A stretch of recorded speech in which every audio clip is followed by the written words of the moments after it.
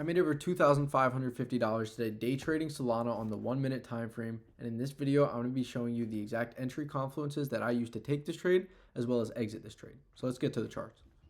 Okay, so now that we're on the charts, we're on Solana USDT on the 1 hour time frame, and the first step that we're going to do is we're going to mark out all of our 1 hour fair value gaps, other known as imbalances.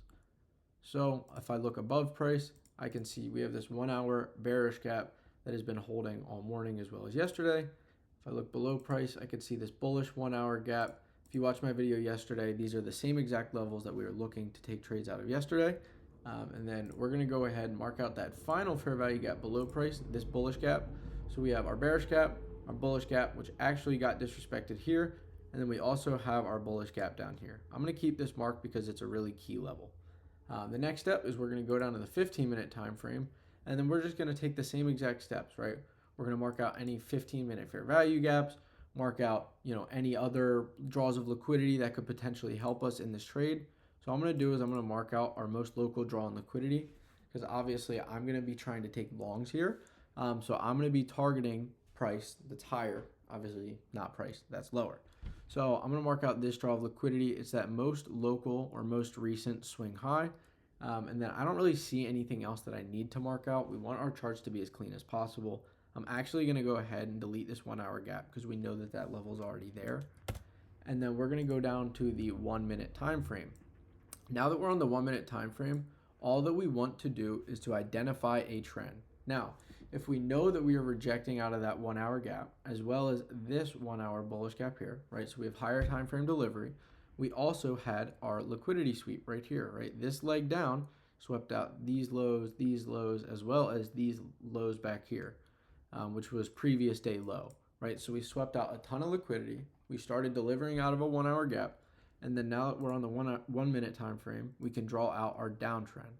Right, and all I'm doing is taking my trend line from the most recent high, right? We could try and draw it here, but that would make our trend line look really whack. We want one with the most amount of touch points. So I'm going to take it from this high to this high to this high, and then obviously we have our final touch point at the end before we get that displacement or that big push up. Now that we have our delivery, we have all the confirmation or the confluence from the higher time frame. We're on the 1 minute. All we want to see is displacement through our trend.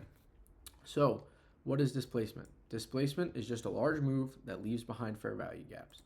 And in this move here, we have a large move, which is pushing above price, changing character, changing state, market structure shift, whatever you want to call it, right? And we're displacing. We left behind this fair value gap here, this fair value gap here, this fair value gap here, this one, and this one, right?